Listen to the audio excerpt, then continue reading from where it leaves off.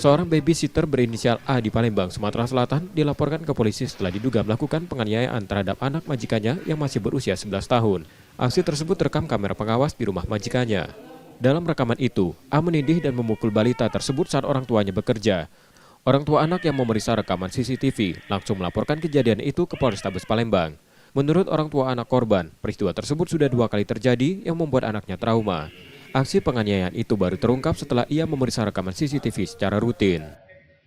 Oh, dianiayanya seperti apa, Bang? Didorong, terus ditampar, terus ditindih gitu. Dari CCTV, Pak.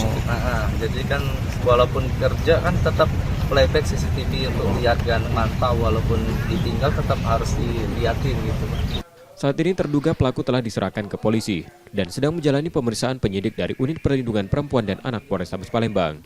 Kasus ini pun menjadi perhatian serius untuk memastikan keamanan dan perlindungan anak. Yudi Kiswanto, Kompas TV, Palembang, Sumatera Selatan.